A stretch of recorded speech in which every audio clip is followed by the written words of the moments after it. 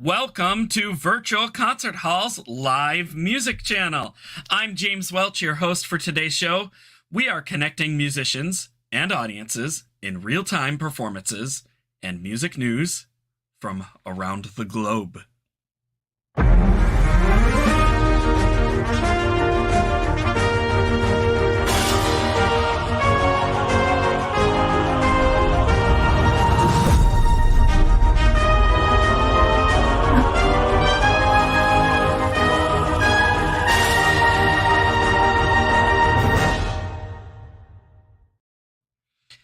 Today, we continue with our Artist Portrait series as we feature the highly renowned pianist and vocal coach, Vera Danchenko-Stern. Vera is an internationally acclaimed artist, chamber player, and teacher who has gained recognition as one of the foremost coaches and pianists in her field. She has received great praise from conservatories and universities, endearing herself to her students and colleagues for her professionalism, dependability, and caring. Born in Russia, she was a graduate and faculty member of the esteemed Nessun Institute of Music in Moscow. Her artistic and teaching career in the former Soviet Union has qualified her as a soloist and accompanist for singers and instrumentalists, and as a piano teacher.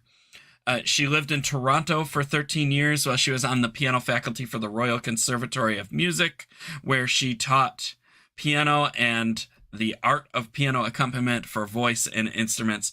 There, she became an experienced vocal coach. Now living in the United States, she specializes in coaching singers in Russian art songs and operatic repertoire. For 30 years, Miss Danchenko-Stern was teaching singing in Russian course at the prestigious Peabody Conservatory of Music in Baltimore. Since 1996, she is a Russian diction coach for the Washington National Opera, as well as coaching the singers for its Kafritz Young Artists program. Ms. Danchenko-Stern's vast experience and knowledge have been exhibited on her numerous tours, performing as an accompanist throughout Russia, Europe, the United States, and the Far East. She and her brother, noted violinist Victor Danchenko, have toured extensively throughout North America and Europe, performing to sold-out houses. She has also accompanied renowned artists as Ilya Kaler, triple gold medalist, and exquisite soprano Carmen Balthrop, among others. And she is just a wonderful, wonderful treasure, and we are so happy to have her here today with us. Welcome, Vera. It's so wonderful to have you. Thank you. Good How are afternoon. you? It's a couple of seconds to the afternoon. So good afternoon, everybody. Yes. Oh, good afternoon. Yes. It's after 12 here. How you doing today? Excellent. Thank you. Honored to be with you. Oh, thank you. Yeah, it's great to have you here. So you've been a busy person, and you've had an extraordinary career, and it's still going. What is keeping you busy lately? Actually, music. My belief is that you may retire from very many professions, but never retired from music. So that's my beliefs, and that I guess the major motor keeps me going, because music has no final product. It's always to do something else. Indeed, I've always said to my own colleagues and students that the best thing about music is that it's never perfect and it's never finished, and there's always something new to go to. Absolutely. And we just keep moving along and doing our thing. And, to start out, I'd love to just show a clip of you right away. We have many clips that we could show, but we'll limit to a few highlights today, where we have you performing with tenor Fenyang Du. I think I'm saying that right? Correct. Tchaikovsky's At the Ball, Opus 38, number 3. And why don't we just get started by, looking at the clip. Actually, before we get started, I'd like to just mention to all of our viewers out there that we're streaming live on all of the social media platforms. And you can leave a comment and in the chat, and you want to leave a question or a comment or just say hello, our tech wizards will put it up on the screen and we can respond to that. So just wanted to make that known to everyone before we get going. But we have this wonderful clip of Vera performing, and let's show that right now.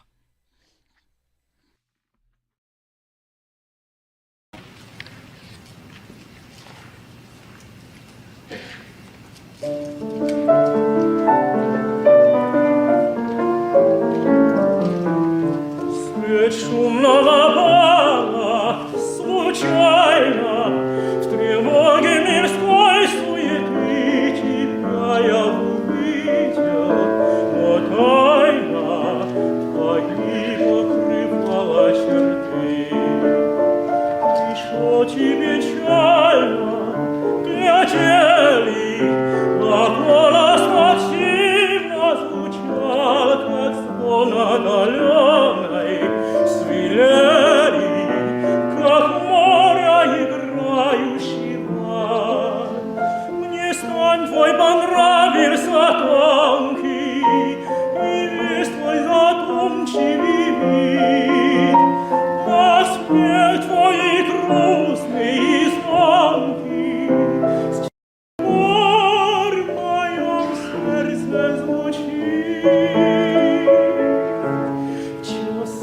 Одинокие ночи, люблю я усталый прилечь, я выйду печальные ночи, я слышу веселую речь. Я грустно так засыпаю, и глаза мне ветом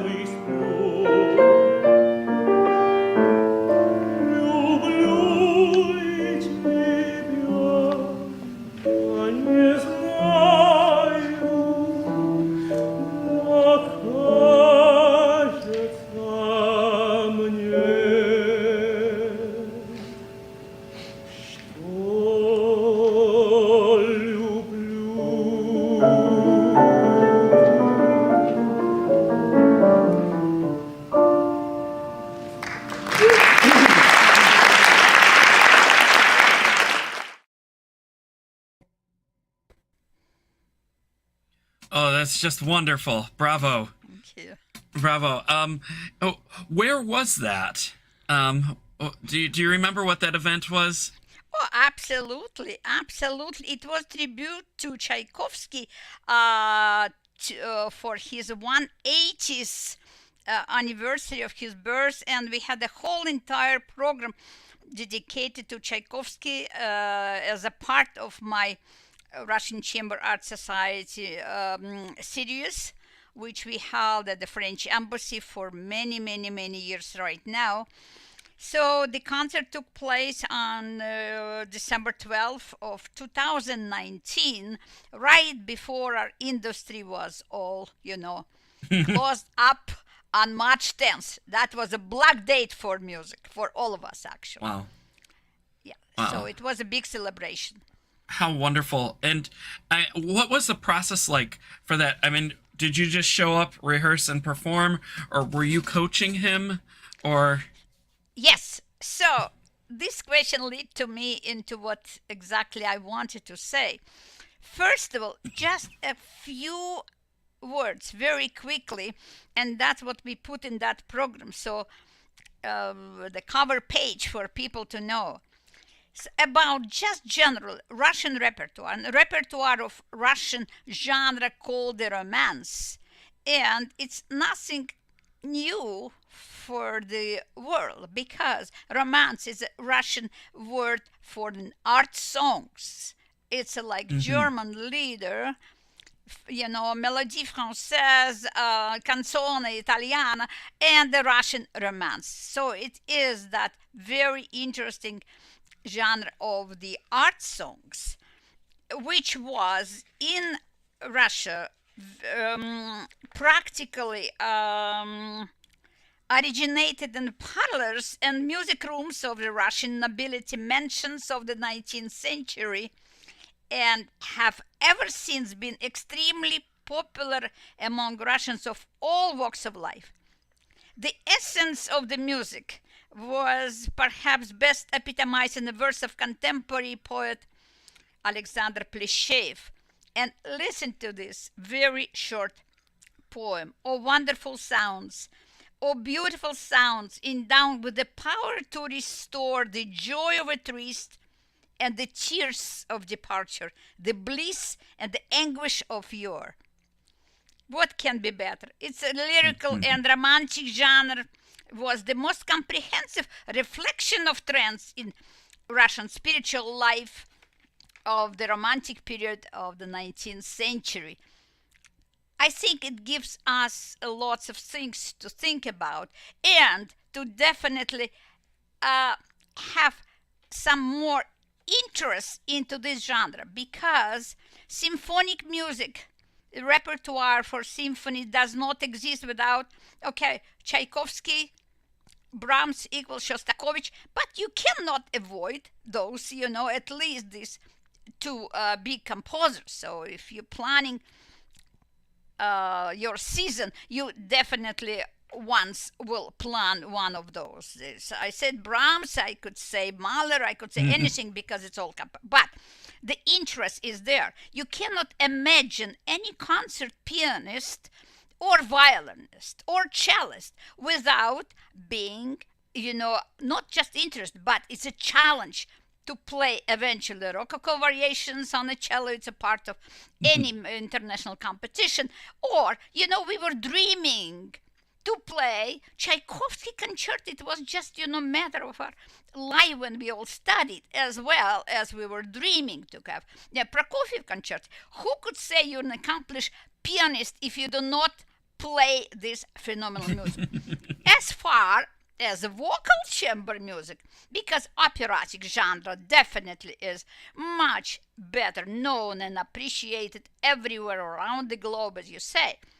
But how about this phenomenal, vast treasure of a very lyrical and intimate genre of Russian romance? Yeah. That's where we come to the question of the big psychological barrier, diction. Yeah, I was gonna ask, it brings me to my next question here. Yeah. When people listen to Russian art song or study it, what is it that they can take away from it? What can the singer take away from it? What can the audience take away from it? And I think some of it is learning Russian diction, but Exactly. Do you have any more insight to that? I would love to share that. Because, Wonderful. when you ask, how did we do it with Fan Yang? Yes, we did practice, and we practiced a lot.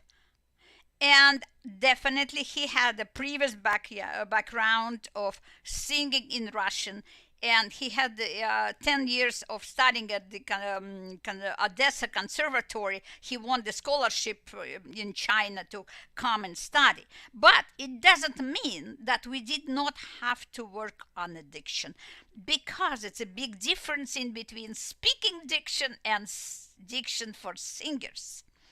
And that's Indeed. where the art of coaching and specifics, understanding the golden rules of legato. So it's not to fight with your diction, it's a singing. The most important thing to take away is understand one thing: diction serves the music. And in singing, it's a phenomenal cantilena. And that's exactly what we all strive for. We strive for legato on the piano and all other instruments. And singers should not struggle expecting Russian language, as I heard a lot, like being back, heavy, dark, and all this nonsense. It is nonsense, because what we connect in singing, we sing the vowels, we connect our sound, we display beauty of our voices through the vowels, through this continuous legato and continuity. And that's where our art as a coaches are coming up. So we have to make this adjustment of all and every rules of phonetics to the positionally comfortable place with singers. It's nothing to do with teaching how to sing, because that's mainly the question. For when how do you do it? I said, I am not a singer. I have no license. I have no right to make any technical comment. But we have, you understand, because you're coaching as well. We have our phenomenal musical tools to make everything happen. So we have our arsenal, and it's a big enough, it's a huge, because it's all has to do with music. So the most important to take away from that, I guess, is to keep to keep the melodical line, not to have addiction as barriers on the way for continuous sound of your voice. And this is a very special point for Russian coaches, because unfortunately there's a no unified system of even transliterations. But beyond that, it's how you implement, how you explain your artists, how to do it, how to connect this and get this, best of your instrument, which is your voice. So that's, I guess, it's a message, because it has to sound absolutely effortlessly. Life of a music, vocal music, and especially in our genre, it's easy because it's a program music. Singers are lucky. What do we know if we have symphony or prelude? We do not know too much. Right. We have to try to guess the composer's message, which is very, very hard, very difficult. But we have awards, but we have to maximize the expression, and we have to really show the understanding of the structure of the poetry and the structure of music. So that is strive for music all over. Nothing precluded, nothing is in between the artist, the singing, and the music. Language should never be a problem. Indeed, yeah. It's definitely was one of my biggest crutches, as a training a coach and singer as well. And I think that's kind of why I veered more toward the piano than I did in singing in my training. So I know exactly what you're saying there. And then if you can't speak the lyrics or sing the lyrics correctly, right, and then you're not going to interpret him well, and then the music isn't going to match, and there's a whole art to that itself, just kind of feeling confident before you can just get to a point of like interpretation and sharing all of the emotions of the music and the composer's intentions with the audience. And yes, it brings a good point, like as far as like interpretation goes, like when we're working with opera necessarily. Art song, has like its individual stories or like its little chapters, but opera, you have the big story and it has to match with everything that's going on the stage and on the with the other actors and singers as well. And do you find that working with opera might be a little more difficult or more involved, or do you have an opinion about that, or is it just kind of the same? Wonderful question. Thank you so much. When first time in my entire life I was offered to work on opera, and actually my contract was the work with the chorus. And it's happened with before the big stuff with Boris Godunov, back to 1999, when I first time met, even up to now, chorus master of the Washington Opera, Stephen Gatman. And I had a dilemma what to do with the chorus, what approach to take. Shall I be absolutely unified and ask the same thing, or it should be individual? Then I decided that it has to be unified. So all my vowels from all my distinguished 97, 98 people of the chorus at the Boris Godunov back to 1999 had to be unified. It's like in the best orchestra, you cannot have different timbre. You have to match the vowels. Like you have to match a vibrato in a good, chamber music ensemble, the two violinists versus second violin of world-class quartets. That's the problem, or not problem at all. That's what it comes to, because you hear it. And in terms of that, I think my decision was correct. So I have absolutely unified approach to all and every vowel, because that's what determines, first of all, the comfort, and then again continuity, and not, once in my class at Peabody I said, listen, consonants are practically your friends. Don't expect them to be as a barricade of a French Revolution. You never know what you're saying in class, but anyway. That's great. Because if you stumble on one consonant, you cannot simply continue. Anyway, work on the opera. It's the same thing. We all are in different situations when it comes to combine, for example, my work as a coaching the chorus with the soloist who comes in. That's where we face a different preparation.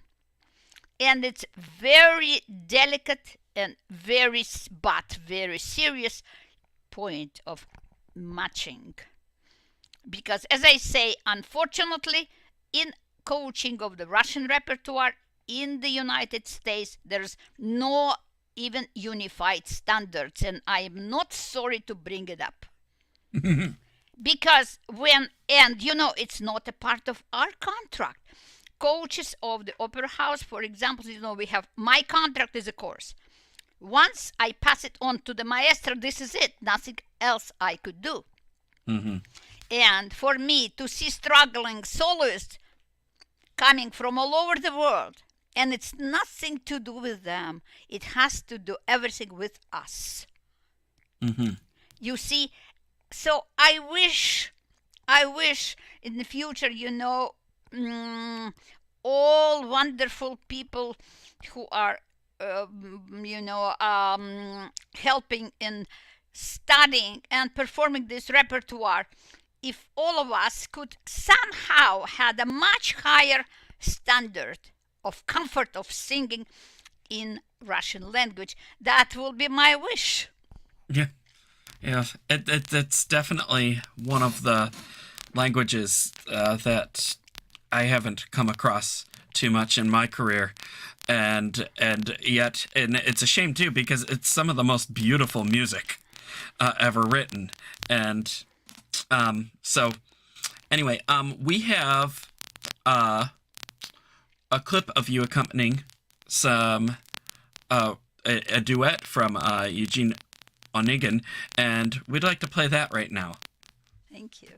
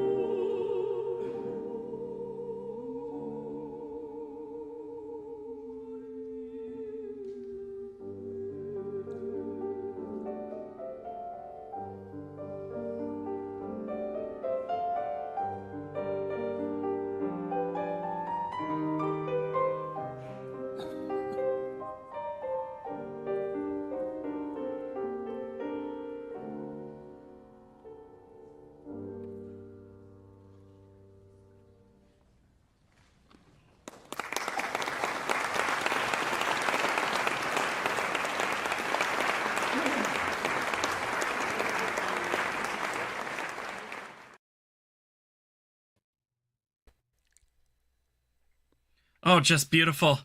I can't remember the last time I heard that. Hopefully. Actually, Onegin was staged a couple of years ago at the Washington Opera right before the pandemics. Well, how wonderful. Were you a coach for them as well? All Russian operas per stage from 1999. I'm so happy to say it's my work. Even the last with Mirella Freni, Signora Freni sang at her 70 the role of Jeanne d'Arc, 15 years old, young girl at our show of the Maid of Orleans in January of 2005. Wow. That's wonderful. It's so many great memories that we make in performance, and that it's really just all so many fun times here. And exactly. You got you've just had such a wonderful career here and so much to show for it. And I wish we could show more, but like. It's just highlights career. We gotta move forward, but I wish we could do this all day with you. You've just had so much to bring and contribute to this field here. We have a little bit more that we'd like to show, but I was wondering if just maybe for a minute here, you could tell us how exactly you got into vocal coaching. Oh, because I could not bear with something so far from real Russian language when I was invited as an accompanist by Canadian singers, and then I heard the same mistakes, with my American colleagues, and it made me think of if it's possible to bring it into the system and teach that. And I had enough courage to offer it to my esteemed faculty at Peabody Conservatory, and it was immediately met with great enthusiasm, and it lasted for my 30 years at school coaching that, among with all other invitations from in other singers and in other opera houses. So, and my message to all the singers of all age, please do start learning this repertoire. You do not need to study speaking language. Start with good musical attitude to read the transliterations. And please make sure it is approachable, because vowels in Russian are phenomenally long. They are your best friends to show your gorgeous voices. It is approachable. Please be, just be bold and have enough courage to enter this absolutely new chapter in your repertoire. Wonderful, and words to live by for life, really. Absolutely. It's just something else.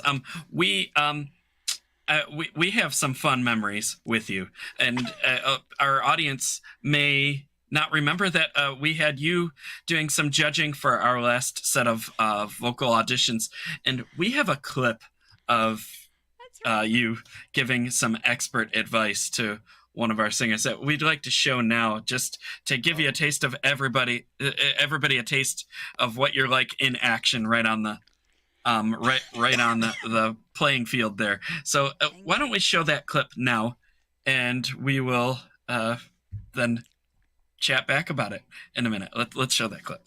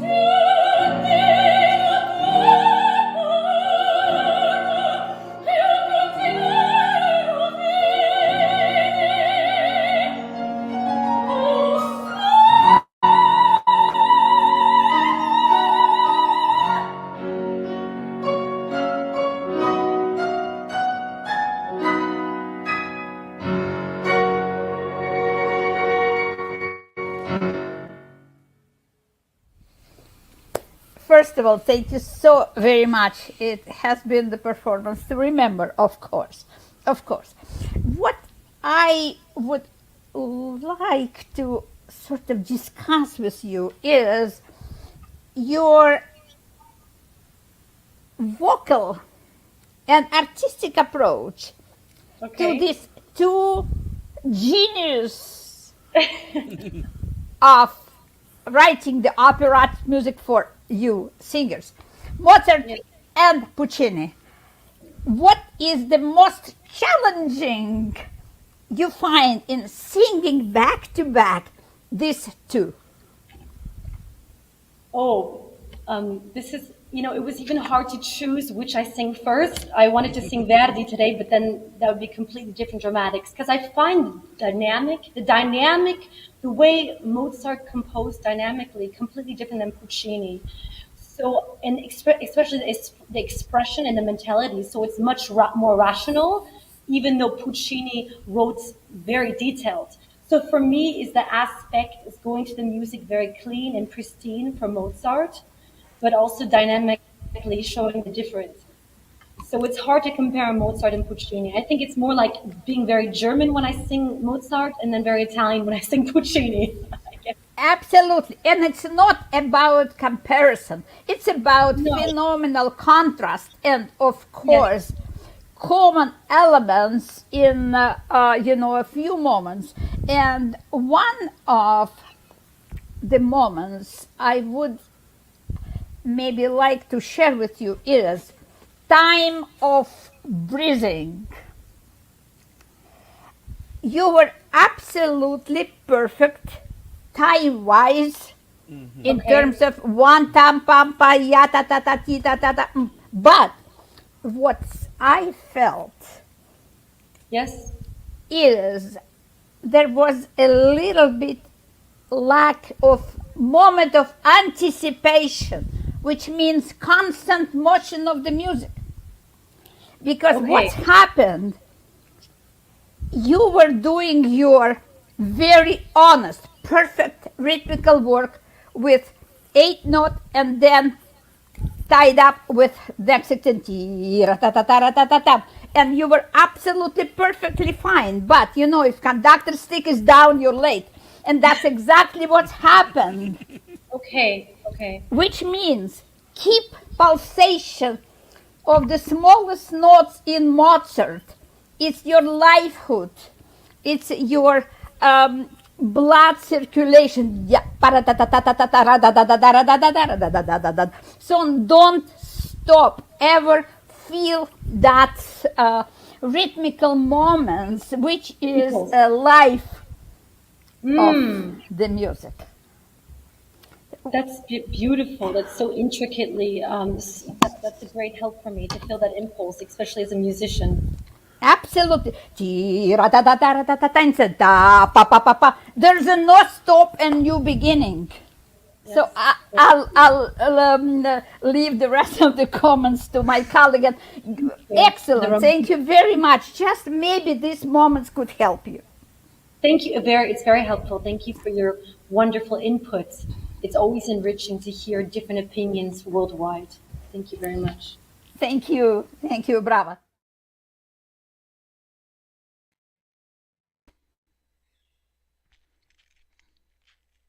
So much fun there. And that was a fabulous Venetia Rasmussen, and she's just amazing. But it was wonderful to see how you were able to give an extremely polished performer such a high level evaluation with just wonderful advice. And thank you. Yeah, that was really just wonderful. We were so grateful to have you there for that. Thank you. Hoping to have you for many more of those. But I'd just like to ask you quickly, what would you speak to as far as like the differences between vocal coaching and vocal lessons? Oh, it's a special profession. You need to be a singer, an accomplished singer, and have phenomenal technique to be able to teach others. It's a special art to be a good voice teacher, it's a lively important. We are responsible for the profession. It's same thing. We always remember our first piano teachers or anybody first who put that fundamental knowledge of professionalism, of how to approach, what your instrument is all about.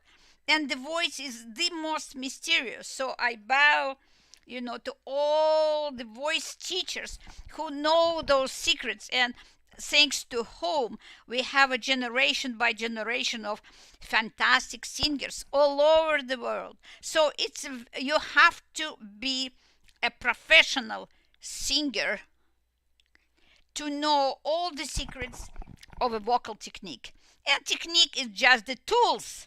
It's like ingredients for our fantastic dish we are going to make, but the dish is the result. The music is the result. So technique really, really, serves much higher purpose, which means it's art, and it's art of music we are speaking about. Indeed. Yeah, that's a wonderful explanation of the difference there. And that's really boils down to, work with as many people as you can, get all the advice that you can, work hard, practice, and then work with the pros and in other settings and refinement, then go back and practice. And, correct. Correct. And it never ends. Yep. Then you think that you're at the end, repeat. Go back to the beginning. Go again. Yep. And repeat, practice. What is it that saying? Rinse and repeat.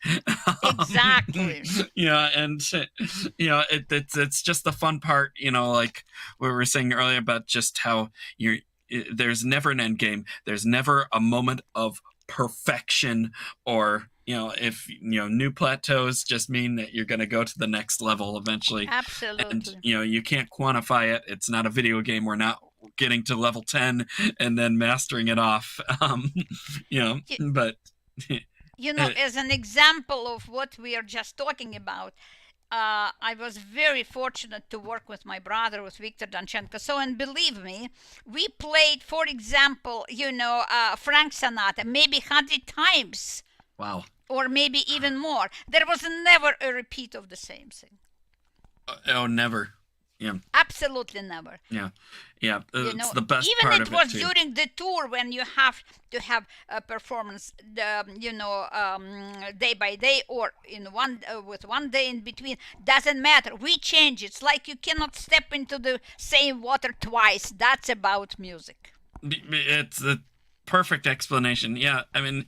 Different cities, different halls, different instruments, different acoustics. Different audience. Feelings in our hearts. Different. We're changing. Exactly. And were you up traveling all night? Did you get a nap before? So many things. Did you eat something weird that made you feel weird when you got up on stage and play? I've done that. So done some performances with migraines too. That's absolutely been fun. But it's always a never-ending adventure, and you just brought so much greatness to this field. And I think we're going to have to wrap it up here. As much as I'd love to keep going all day, we might have to just do this again and have a part 2, because you've just been wonderful. It's been great having you here. Thank you. If you'd like to learn more about Vera, we have her website here, the Russian Chamber Music Society, and there it is at the bottom of the screen there. You can check that out. And then the videos that we've been pulling from the YouTube channel from the Russian Chamber Music Society, you can go on there and look them up and hear so many of them. When we were prepping this broadcast, I was like, oh my goodness, what do I pick? There's so much greatness here. And so had a few select ones, but they're all great, and you should go and check all of them out. if I may, it's a Of little course. correct. Russian Chamber Art Society. Otherwise, you will never find us. Russian Chamber Art Society. Art Society. Okay. Correct. Okay, wonderful. Thank you for that. Yeah, because Thank you. you. You don't want to miss any of these. So go check them out now after this broadcast. So we'll finish that. Go check those out and then go back and practice. Right. So. Oh yes. Oh, yes. Wonderful, Vera. It's been great having you here. Before we sign off, I'd just like to remind our viewers that we are live here every day at 12 p.m. Eastern with new programs that portray many artists, some of our past participants, their teachers, and we try to present new and unique topics in the field of music and education. So that's always an adventure here with us, and you can catch that every day at noon. We stream on all of our platforms, and you can catch us on Facebook and LinkedIn, all of them. And we're always there. You can always leave comments even after the video's done. During the video, the broadcast, you can put them up on the screen too as well. But give us a shout out, give us a like, give us a subscribe, and let us know that you're out there, and we'll get back to you. Yes, and we have so much support here. I mean, we're so overwhelmed with great support here. Too many companies to mention here, but there they are. And we also have a wonderful tech team doing all of these broadcasts here. And there's all of the entire team right there for Virtual Concert Halls. Today we have Ante behind the scenes doing all the technical wizardry. Thank you, Ante, for everything. And with that, before we sign off completely, I'd just like to show a very quick clip that announces our season auditions. We have our laureate galas coming up at Carnegie Hall, and we just extended that deadline to October 15th. So let's sign off with that, and everybody have a great day. Vera, wonderful to have you again. Thank you so much. It's my pleasure and my happiness. Thanks a million. Indeed. Bye-bye. Bye-bye. Thank you, everybody.